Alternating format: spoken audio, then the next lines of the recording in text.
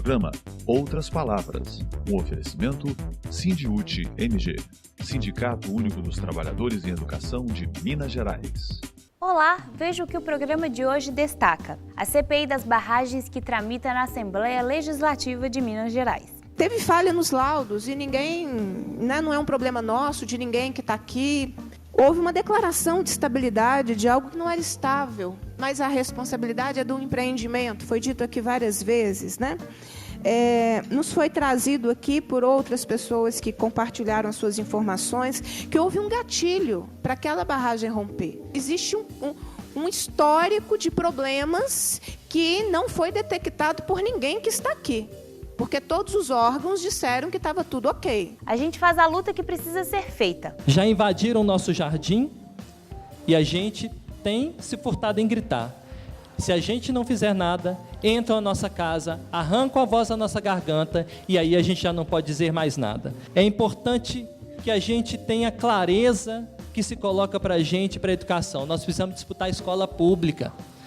Não tem consciência de classe se não tiver o nosso trabalho cotidianamente na escola pública. Os desmandos do governo de Minas. O servidor público, não só do estado de Minas Gerais, ele não tem mais paz na sua vida, porque ele não tem como dormir, porque ele não sabe qual é a bola da vez no outro dia. E certamente é o servidor público que hoje estão fazendo, tanto o governo do estado quanto o governo federal, uma propaganda negativa daqueles que carregam o estado nas costas, que carrega esse país nas costas e que tem que ser o maior patrimônio, tanto do governo de Minas Gerais quanto do governo federal. Atualidade.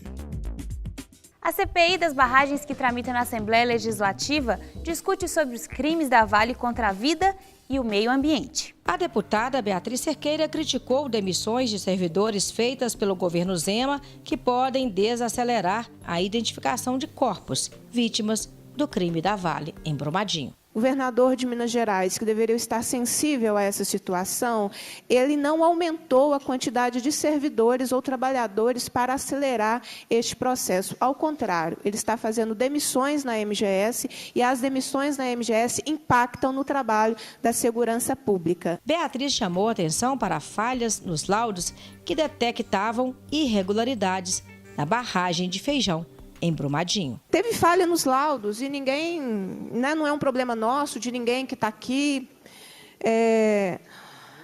Houve uma declaração de estabilidade de algo que não era estável, mas a responsabilidade é do empreendimento, foi dito aqui várias vezes, né? Nos foi trazido aqui por outras pessoas que compartilharam as suas informações, que houve um gatilho para aquela barragem romper. Existe um histórico de problemas que não foi detectado por ninguém que está aqui, porque todos os órgãos disseram que estava tudo ok. Então, ninguém que está aqui identificou que teve nenhum problema naquela barragem. Mas as informações que foram trazidas por outros atores que fazem fiscalização disseram diferente de vocês. Houve um gatilho, né? E qual foi esse gatilho? Um deles foi a liquefação, que poderia ser um gatilho e o que produziria essa liquefação. E a fiscalização de barragens no estado de Minas Gerais continua precária pelo número reduzido de servidores que estão fazendo esse serviço, de acordo com a deputada. 2 barragens romperam. Em 2015 eu escutei que não tinha servidores suficientes. Então, o que aconteceu? Que 3 anos depois nós permanecemos com um número insuficiente de servidores, porque é grave. É grave. Você dizer que você tem 3 servidores para... Foi isso mesmo que eu entendi, não é isso? Foi. São 3 servidores para fazer a vistoria de 204? 213. 3 servidores para 213 barragens. Eu acompanhei os trabalhos da Comissão Extraordinária em 2015. A realidade, eu não sei se ela era muito diferente dessa, mas faltavam servidores naquele período. Nós estamos 4 anos depois, nós não conseguimos preencher com o número de servidores. Quem luta, educa. A luta dos educadores e educadoras e suas principais demandas. Não ao fascismo, à intolerância e a escola sem partido. Durante a Assembleia Estadual realizada pelos trabalhadores e trabalhadoras em educação de Minas Gerais, foram essas as vozes que se levantaram durante o encontro. Nós precisamos entender que esse projeto, que infelizmente foi eleito em 2018, é um projeto de entrega desse país e voltar à colonização. E nós não vamos deixar que isso aconteça. Nós usamos a palavra reforma, mas não é reforma. Na realidade, eles querem acabar com o direito da aposentadoria de todos os trabalhadores e trabalhadoras. E nós, mulheres, nós, professores, educadores, somos mais prejudicados nessa reforma que eles estão apresentando.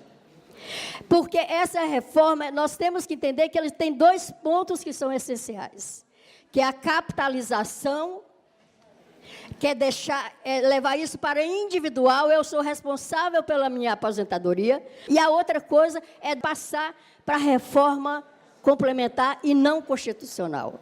Então, nós precisamos, e nós que somos professores, que por nossa mão passam muitos alunos, e temos contatos com pais para mostrar o que é essa proposta de reforma. A gente tentando entender onde chegamos e por que chegamos nesse ponto, né? A gente tem o que a companheira levantou aqui, um presidente tão submisso, e mostrou isso na visita aos Estados Unidos, né? Ainda temos as questões desde 2016 que ainda não estão resolvidas, né? O caso Marielle até hoje não tem solução.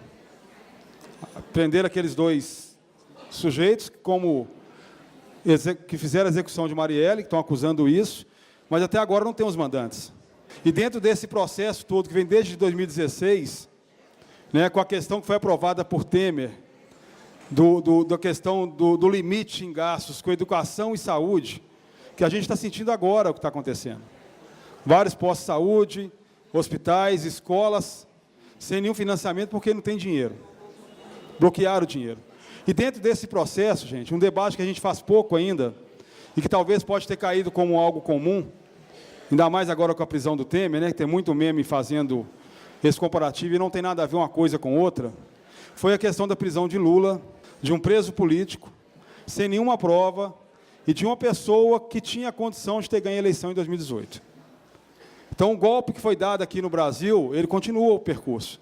A gente avisou, eu sei que todo mundo aqui avisou, para todos os trabalhadores, trabalhadoras, na família, não votem na direita, que se vocês votarem na direita, vocês vão estar dando condição para que o processo de destruição da classe trabalhadora continue no Brasil. E já passamos aí pela reforma trabalhista, vem agora a proposta de nova previdência do governo Bolsonaro, que é uma proposta muito mais radicalizada do que foi a proposta de Temer. E Bolsonaro já anunciou que, se caso consiga passar essa proposta, virá de fato a reforma trabalhista, que, segundo ele, a reforma trabalhista de Temer foi muito branda. Já invadiram o nosso jardim e a gente tem se furtado em gritar. Se a gente não fizer nada, entram na nossa casa, arrancam a voz da nossa garganta e aí a gente já não pode dizer mais nada. É importante entender que o fascismo que antes a população negra, a população LGBT e as mulheres sofriam em os fragmentos do fascismo, hoje todos nós sofremos. Então, é importante que a gente tenha clareza que se coloca para a gente, para a educação. Nós precisamos disputar a escola pública. Não tem consciência de classe se não tiver o nosso trabalho cotidianamente na escola pública. Por que querem nos silenciar? Porque somos nós que vamos convencer os estudantes que a reforma da Previdência é perversa, que eles não se aposentarão. Por que querem nos silenciar? Porque nós é que discutimos exploração da mão de obra na escola. Por que querem nos silenciar? Porque nós é que fazemos com as nossas próprias mãos a nossa história. Marx falava que o trabalho aliena, a escola também aliena, e é importante que a gente faça a formação e a leitura crítica da realidade. Para tentar dar o pontapé inicial nessa discussão na rede estadual, no estado de Minas Gerais, e assim como nós vencemos em 2017 a reforma da Previdência do Michel Temer, nós vamos vencer essa também, por mais que pareça que é muito difícil. Mas quem disse que ia ser fácil? Quem disse que algum dia é fácil dentro da escola pública? Quem disse que é fácil desde o momento que a gente se levanta, sai de casa para vir para uma assembleia, para o Conselho Geral ou para o seu local de trabalho? Nunca foi fácil para a gente, nunca foi fácil para ninguém. E só vai ser mais difícil se a gente curvar a cabeça. É importante fortalecer os sindicatos, estão fazendo uma extensa campanha de filiação em todo o estado de Minas Gerais, em toda a escola, em todas as redes que ainda não estão filiadas, para o trabalhador que ainda não sabe a importância do sindicato, que a gente também fortaleça os espaços que nós conquistamos e que são fruto da luta desse sindicato.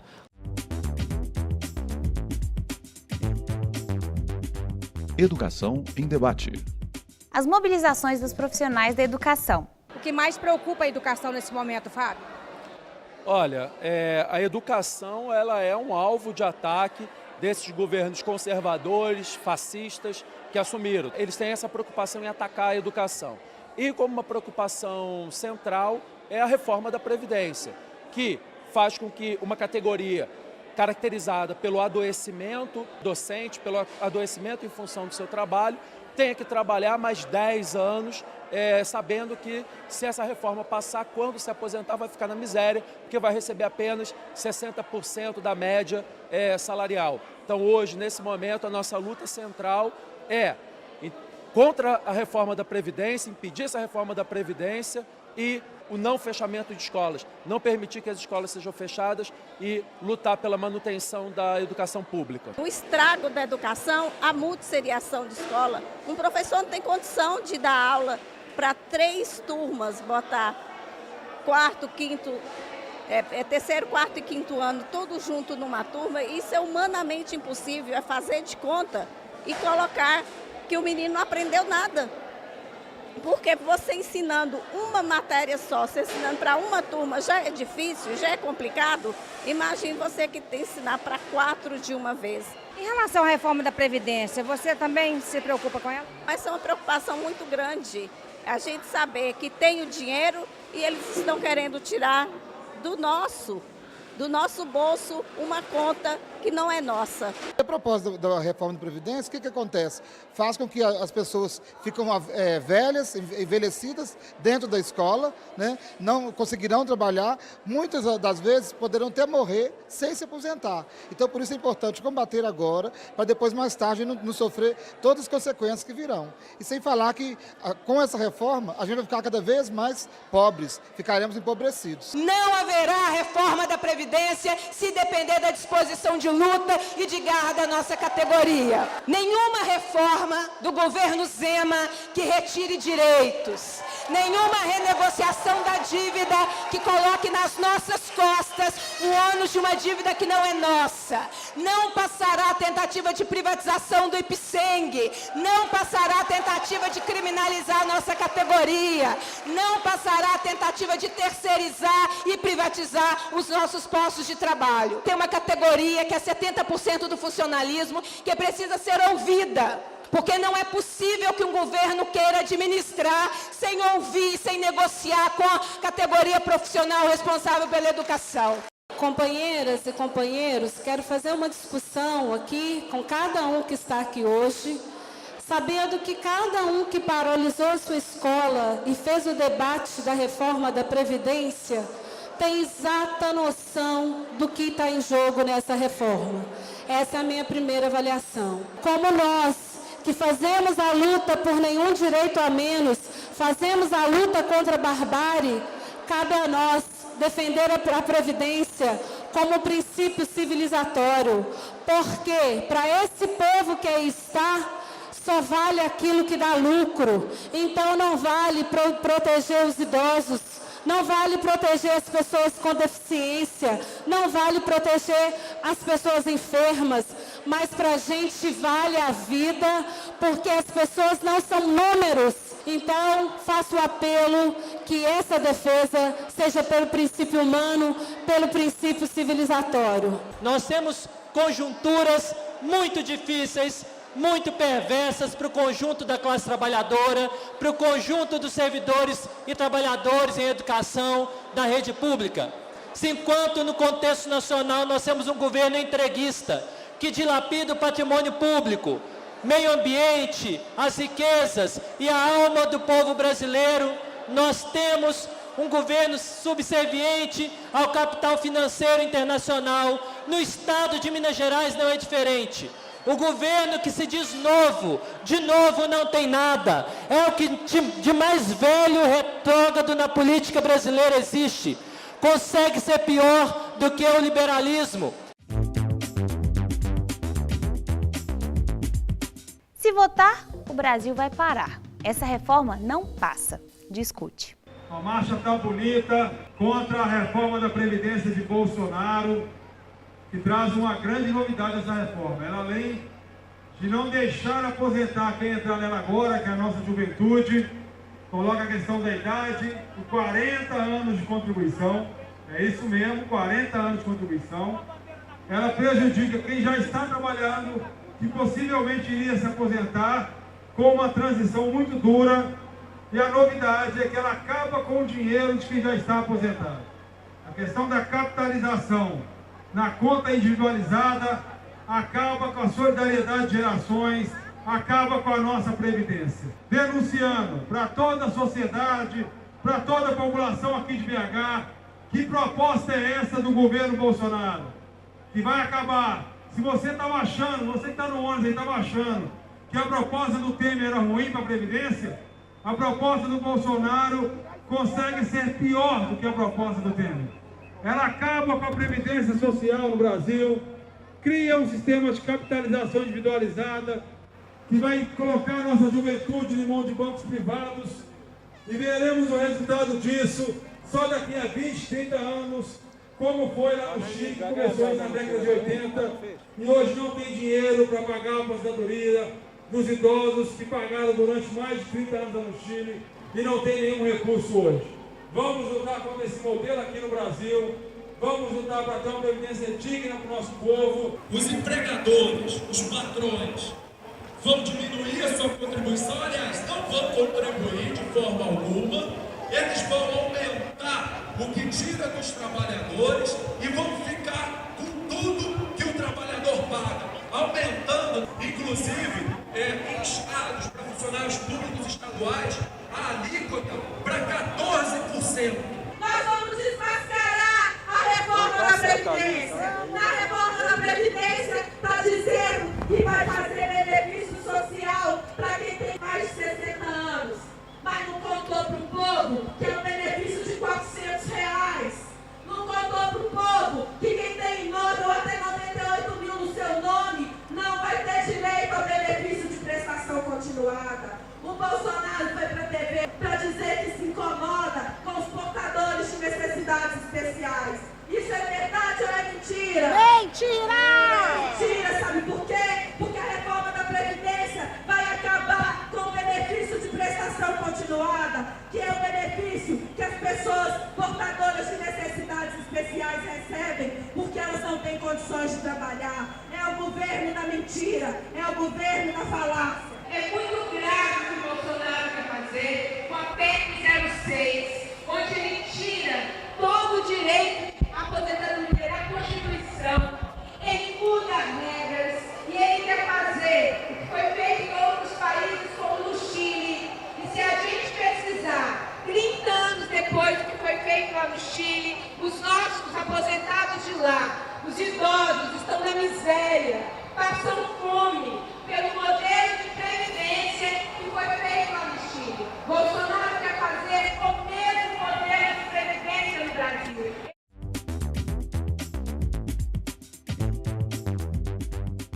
Choque de realidade. Uma audiência pública foi requerida pela deputada estadual Beatriz Cerqueira no último dia 26 de março na Assembleia Legislativa de Minas Gerais. Durante a audiência, vários recados e reclamações ao governador Zema. Em um dos cartazes estava escrito: saúde é prioridade, Zema, não a precarização. Em outra faixa dizia: o IPSENG deve ser o único gestor da Seguridade Social dos servidores públicos estaduais. Ainda durante a audiência pública, vários relatos de diversas regiões do estado foram feitos principalmente pelos servidores e servidoras da educação. que vieram de todas as regiões do estado. O IPSENG se insere nesse processo de luta por ser um patrimônio dos seus servidores. Na audiência que debateu a reforma administrativa, nós dizíamos: a luta pelo IPSENG não é uma luta antagônica ao Sistema Único de Saúde, muito pelo contrário, a valorização do IPSENG e o seu fortalecimento é importante para todo o sistema que cuida da saúde. Nós sabemos que as condições que os trabalhadores enfrentam em relação ao IPSENG há bastante tempo têm sido cada vez mais difíceis. Quanto mais distante de Belo Horizonte, inclusive, mais precárias são as condições de atendimento, ou há regiões que sequer atendimentos são feitos. Então, nós temos um compromisso, exatamente a partir dessa articulação com os sindicatos do funcionalismo, de fazer a luta pelo IPSENG, pelo seu fortalecimento, pela sua autonomia, pela gestão democrática dele, e para que ele possa atender as pessoas dentro do propósito para o qual ele foi criado.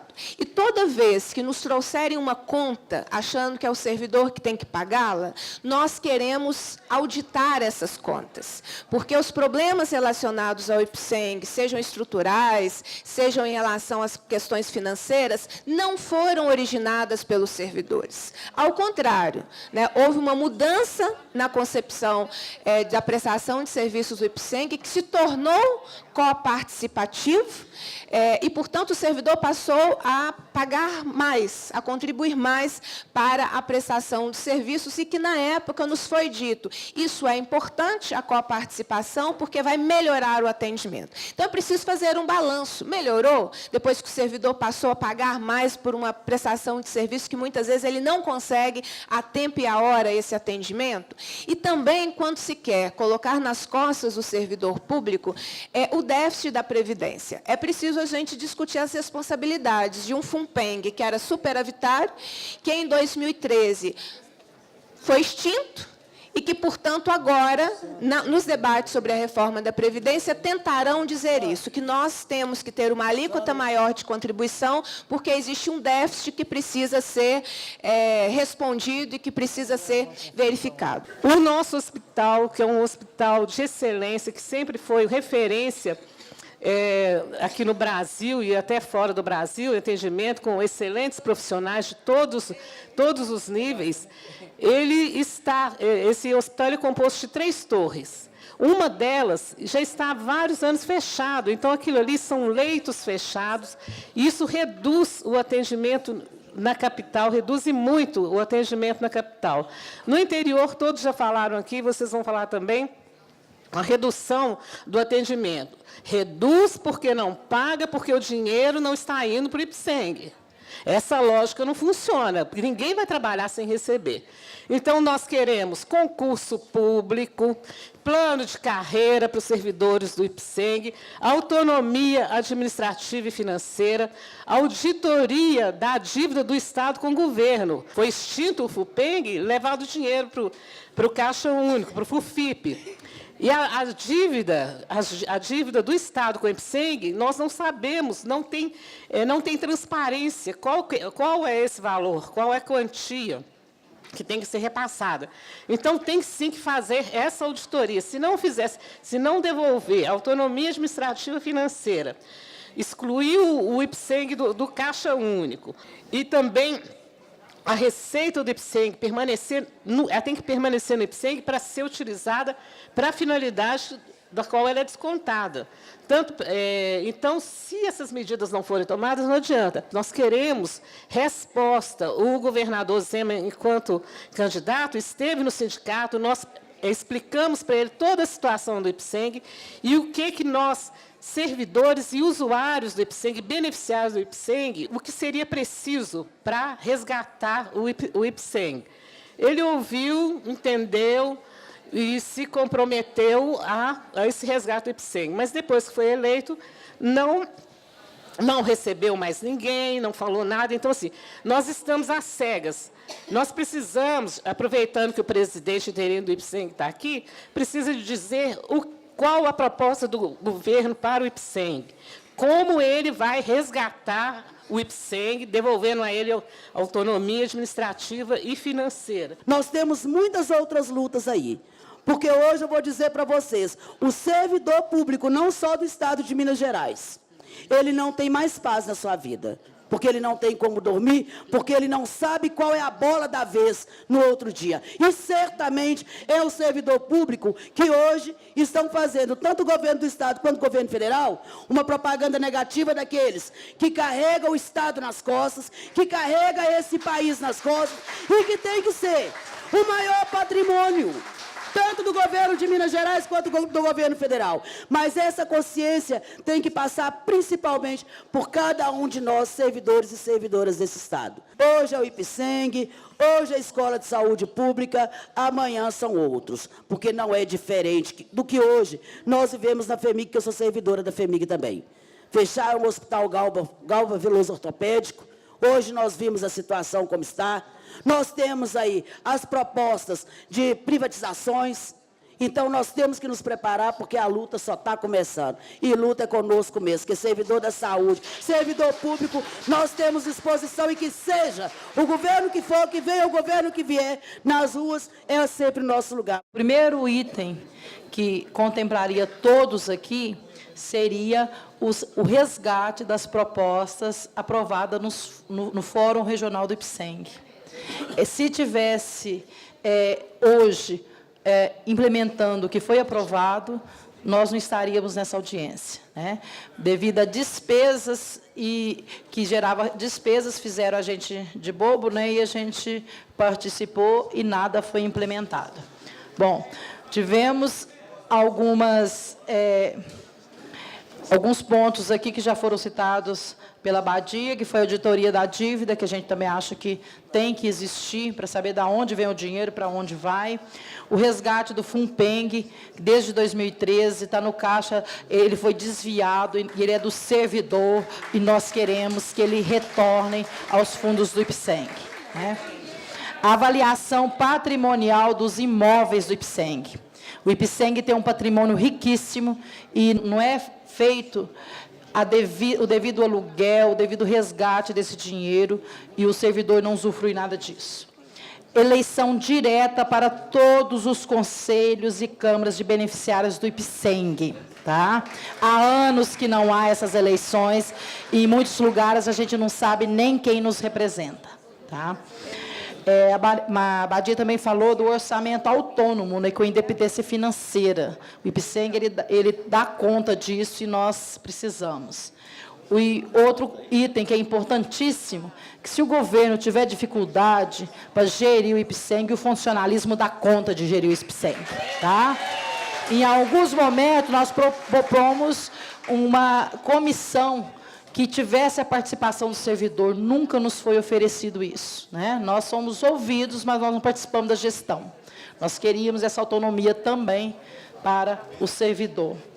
A renegociação de todos os contratos, né, que já estão pendentes, para que não se interrompam tratamentos vitais, como nós temos quem faz tratamento de câncer e quem está lá na ponta, como nós estamos no interior. Ampliação de todos os atendimentos, de cotas e todos os procedimentos que nós temos ainda, mas são insuficientes. Das questões regionais, o Hospital de Uberaba está sem pagamento e ele encerrou o atendimento. Queremos que reabram esse hospital muito importante para lá. Araxá também está sem pronto-socorro. Uberlândia tem pronto-socorro ortopédico e cardíaco. Nós queremos todos os atendimentos. Temos o Hospital UMC, ele ameaçando a fechar por falta de pagamento, né? Ainda não aconteceu, mas há a ameaça. Nós estamos ansiosos que agora que nós consigamos realmente uma resposta para as nossas reivindicações aí tão justas, porque nós já contribuímos com o IPSENG há mais de 100 anos. É do servidor, é patrimônio do servidor e nós vamos lutar por isso. Agradecemos a sua audiência. Fique agora com o nosso quadro de humor.